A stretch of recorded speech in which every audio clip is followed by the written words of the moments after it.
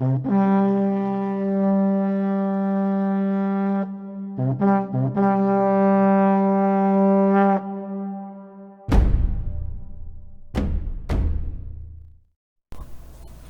everyone, so I'm back, and finally, Space Wolves have been announced. I know because basically the last couple of days, uh, they really didn't talk about the. Well, alright, so Monday they talked about the new model designs for Gaskell and Ragnar, and then Tuesday they talked about the rules for the orcs in the book.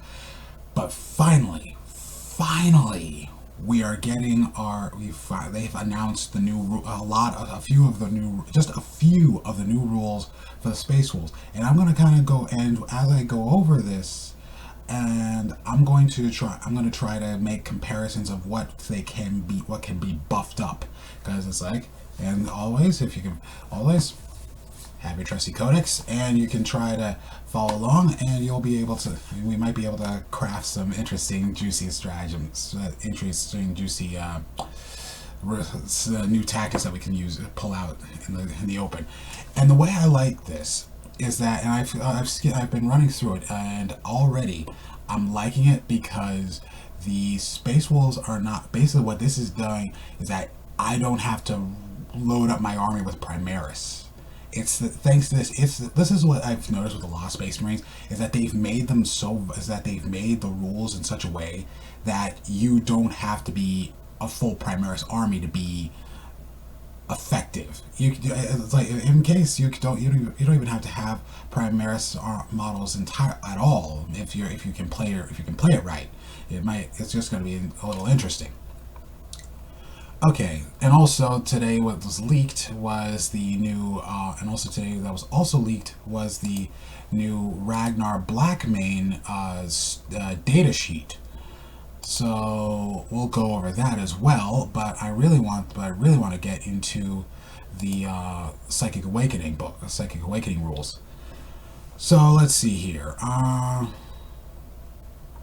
right, we do get combat doctrines. And I know fluff wise you kind of wanted them to be named something else, and I just went down. My chair just went collapsed on me a bit. So yeah, we're getting combat doctrines.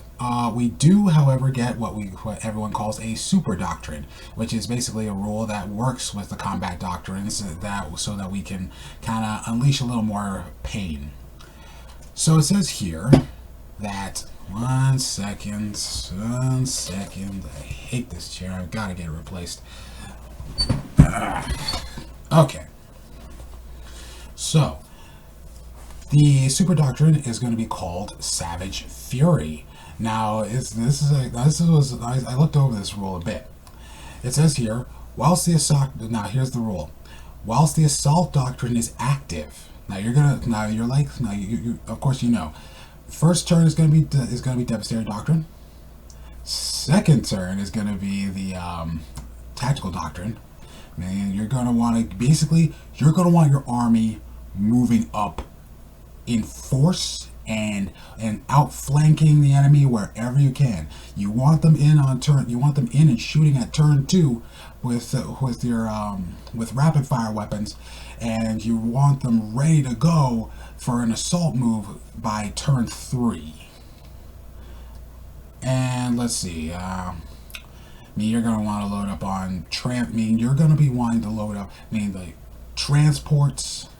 Drop pods. Don't be discouraged with drop pods just because you can't fit Primaris in them. You can still fit Blood Claws into them. You can still fit Grey Hunters into them. Have your Land Raiders have your Land Raider with a squad of Wolf Guard and Power Armor and Terminator, and you can still do a lot of damage. All right, but anyway, whilst the Assault Doctrine is active, if an unmodified hit roll of 6 is made for an attack made with a melee weapon by a unit with this ability, that attack scores 1 additional hit on the target. So basically, if you have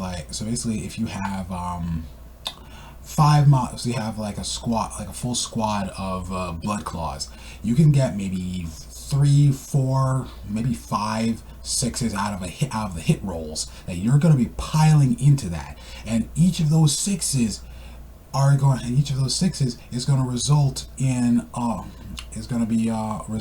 additional hit.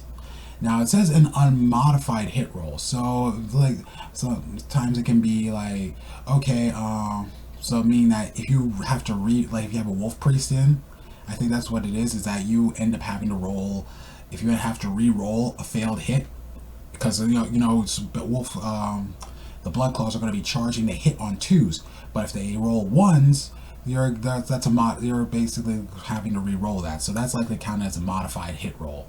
That's like a modified hit roll, so meaning that 6 doesn't count. That 6 might not count. But that can really bog down a lot, and especially since you're going to be in the assault doctrine, meaning that they're going to be striking with AP -1 chain swords. And especially if the squad has a wolf guard pack leader, that's going to be a devastating army right there. So let's see.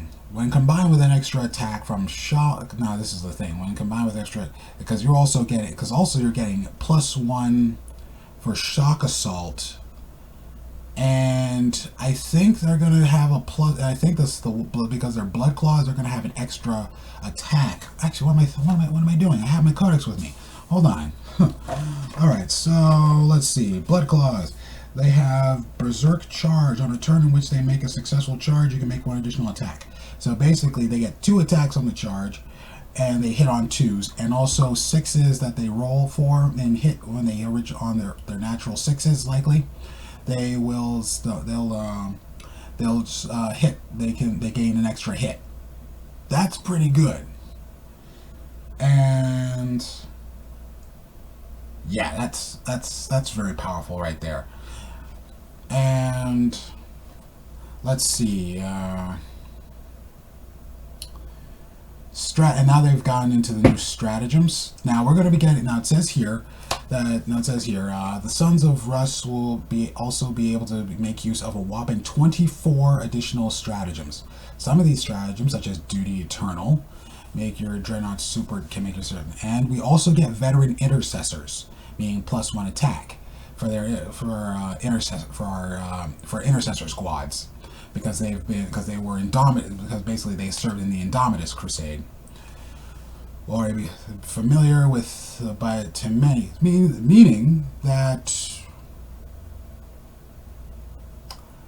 I don't know.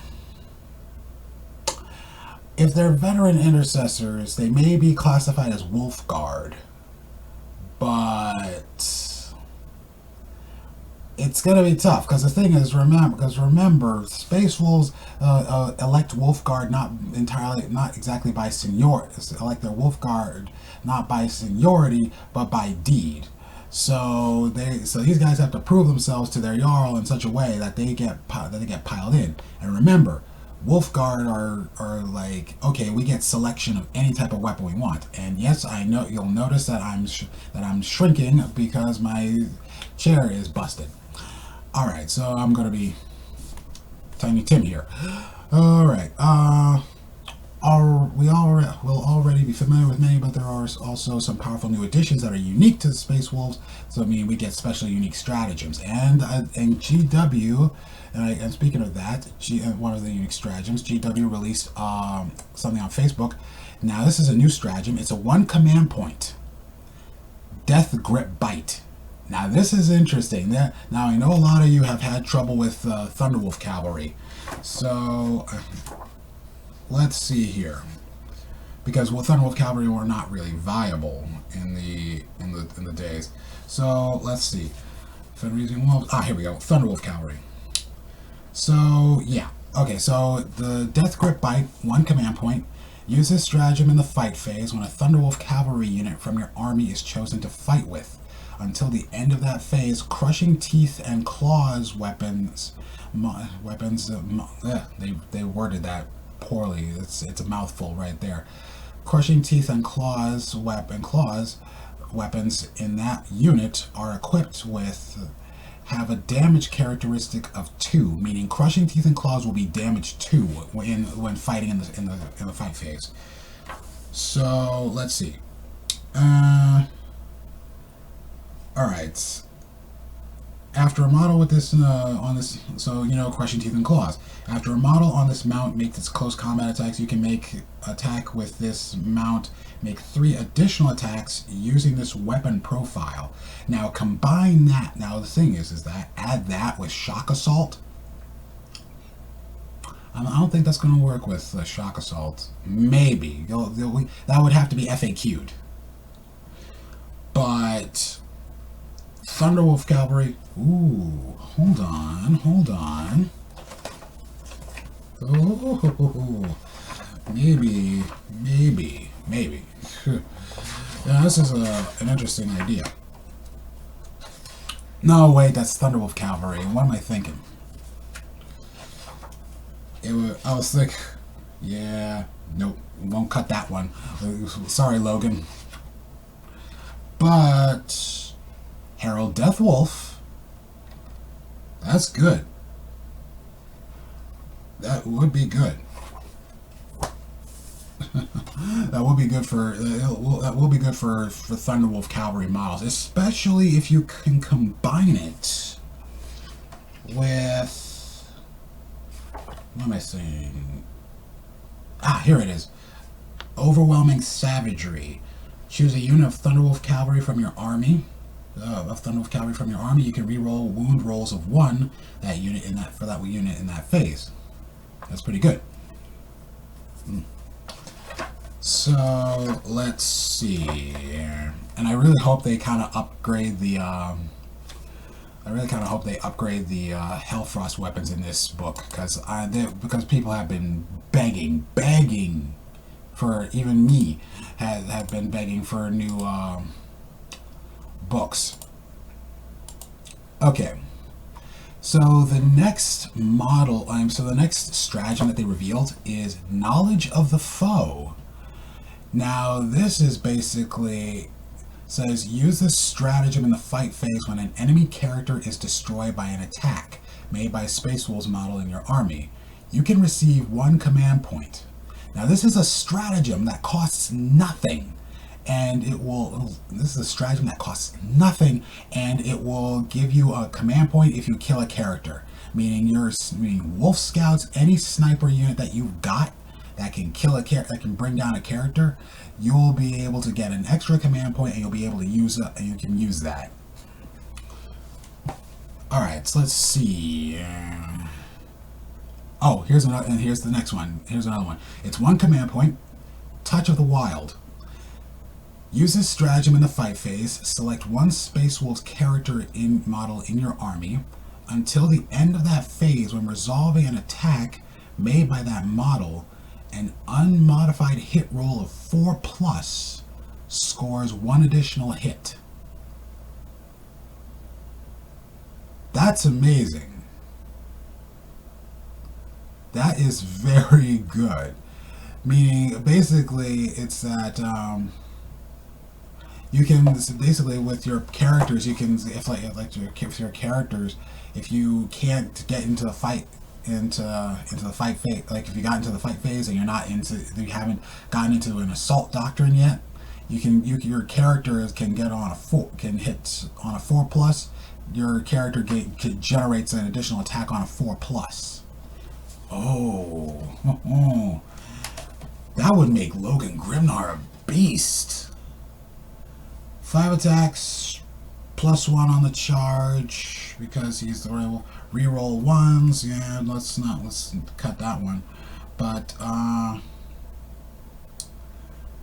he reroll fail hit rolls, and let's see, the Axe Mordecai. Wow, he would devastate in this. Actually,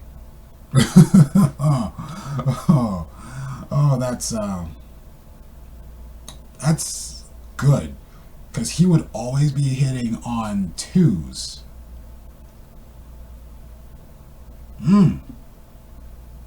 Even two-handed, he would be hitting on. Even two-handed, he would be hitting on 2s, and all of his axe attacks would be AP -4 in the assault phase. That's devastating.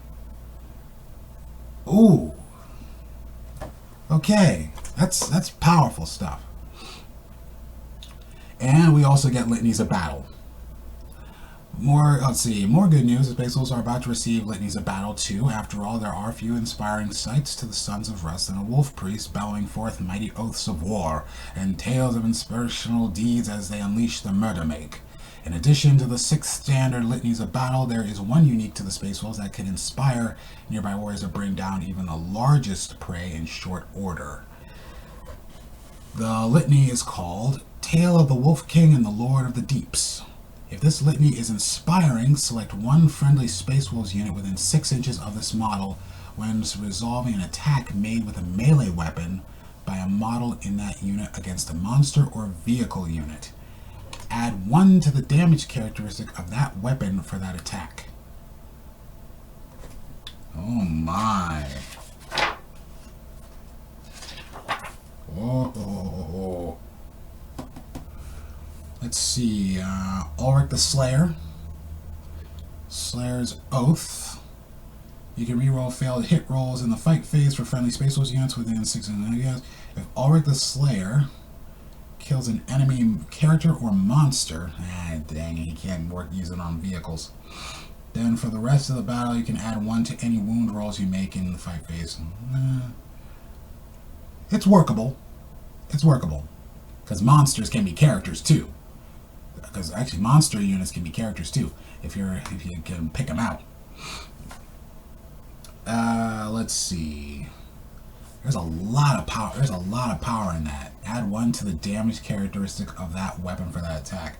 So basically, if you have D3 attacks, D3 damage to certain weapons, D3 plus 1.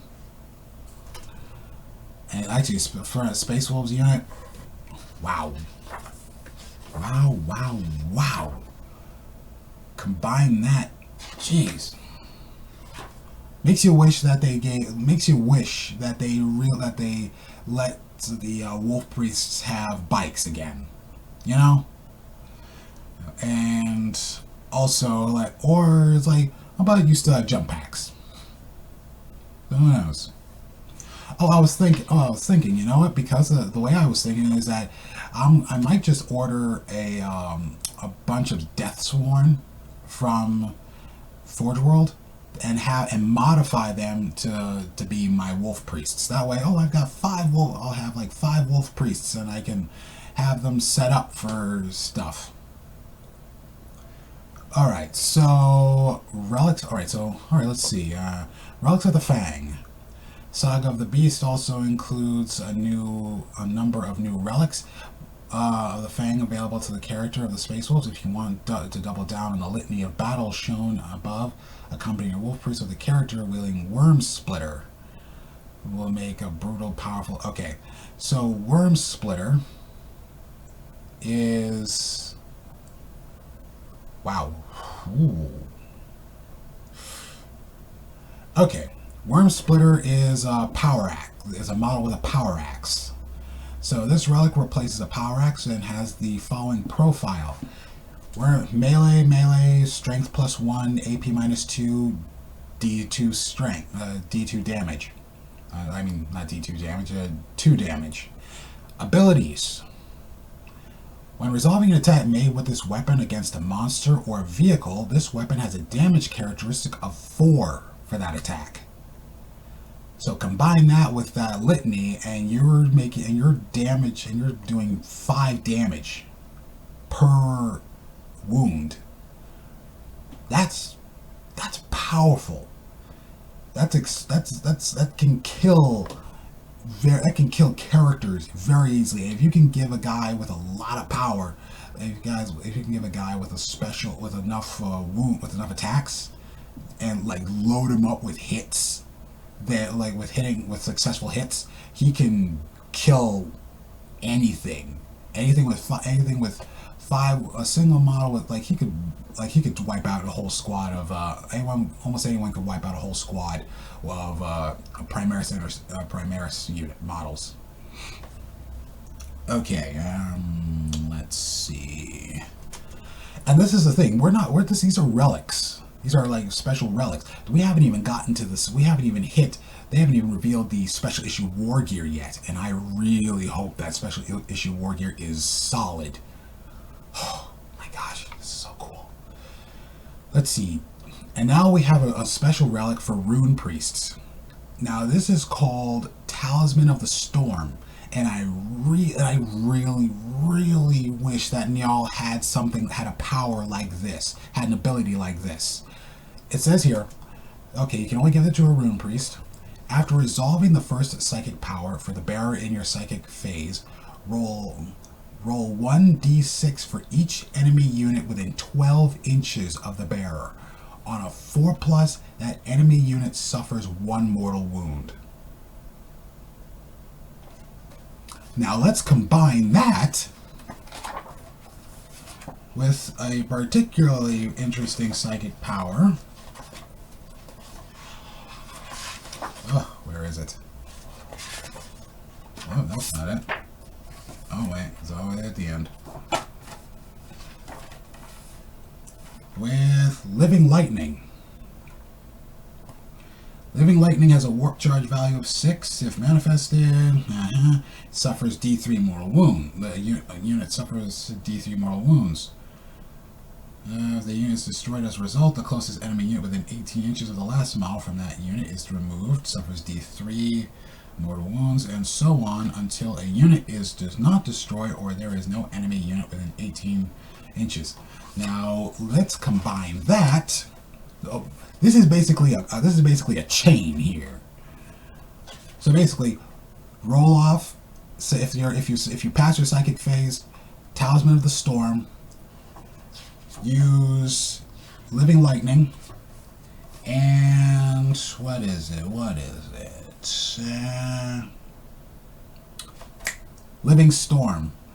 Use a stratagem of Space Wolf Psyker from your army is within 6 inches of at least 2 other friendly Space Wolf Psykers and manifest the Living Lightning's psychic power. Whenever the power would inflict D3 mortal wounds, it instead inflicts D6 mortal wounds. So basically that's D6 plus 1. If you successfully, if D6 plus 1, if the talisman goes off. That's 7 mortal wounds. And if you can wipe out, meaning that if you can soften it up, and the thing is that Living Lightning chains into another Living Lightning chains into another unit if the unit gets destroyed. So it's like, oh, so basically, like, say if you have if you're up against a unit with with models with 2 wounds, you want to first off you want to soften them up. You'll want them to be pre-softened, and 2, 4, so like 2, 4, 6, 3 they have to have 3 models in there, and then that would chain and be hitting more models, and then it would keep going. If you can soften up enough models, you can basically cause a chain reaction and wipe out whole squads with almost very quickly. All right, so that's it, and this was just a few of them. This is just a few of the rules, but like I said earlier, I am going to talk about Ragnar Blackmane's rules. And if he's still here, it is. Okay, so Ragnar Blackmane, so we don't know the points costs yet, but actually I probably won't tell them anyway. So power 6, so he's a power level 6, and like in the leaks, he has a movement 6, weapon skill 2+, ballistic skill 2+, strength 4, toughness 4, 6 wounds, 7 attacks, leadership 9 with a 3+ armor save, and of course he has a belt of rust, which is a 4+ armor save. But there's a slight hiccup. Not unless, no. Wait a minute. Unless I read that wrong. 1 minute.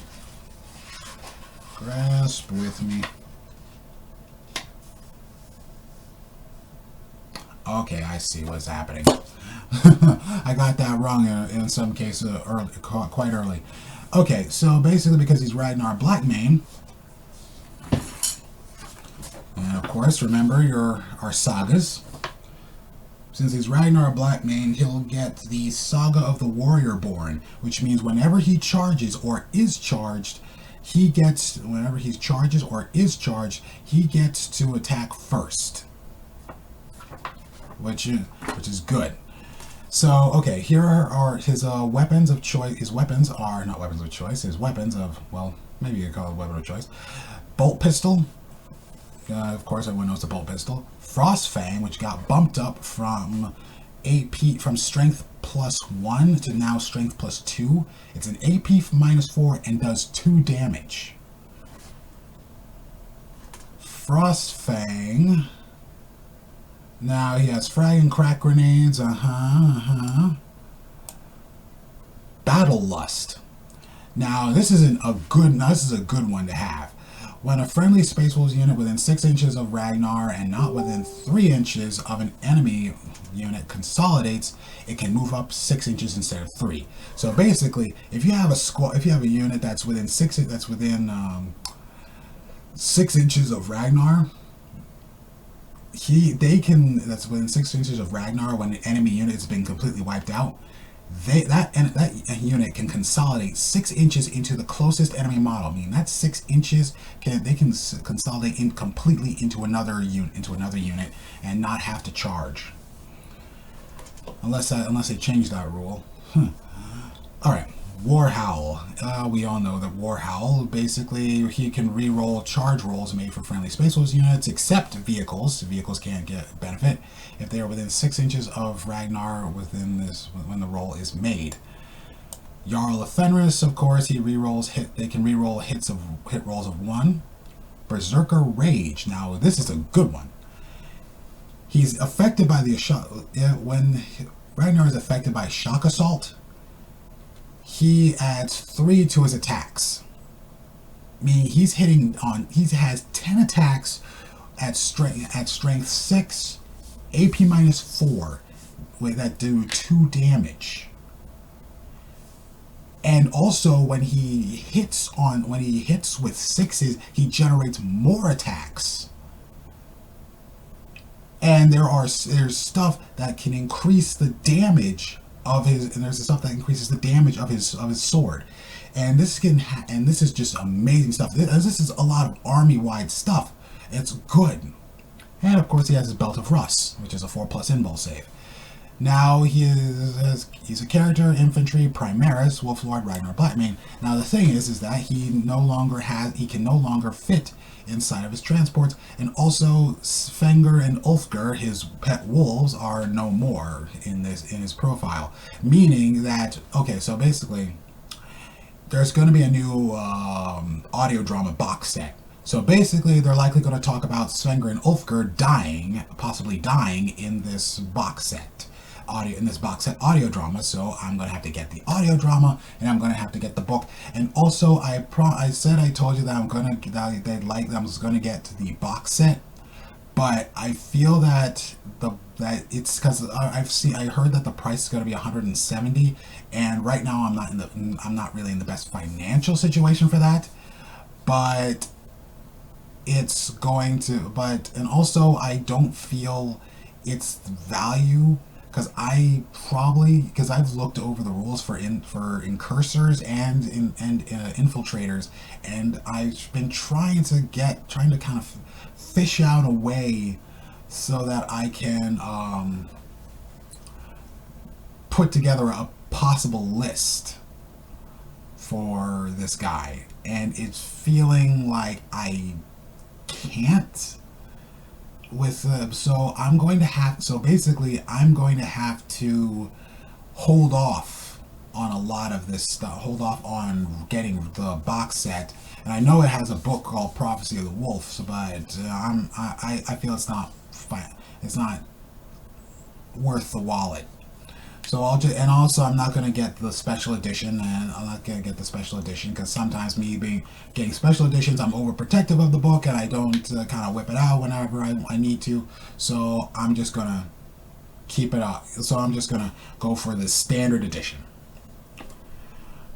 So we've gone over all the stuff, and I am going to sign off, and I will hope you all have a good, happy hunting, and also be careful out there. Stay safe. Remember, wash your hands, avoid eyes and mouth, and also make sure to cough into your elbow. And also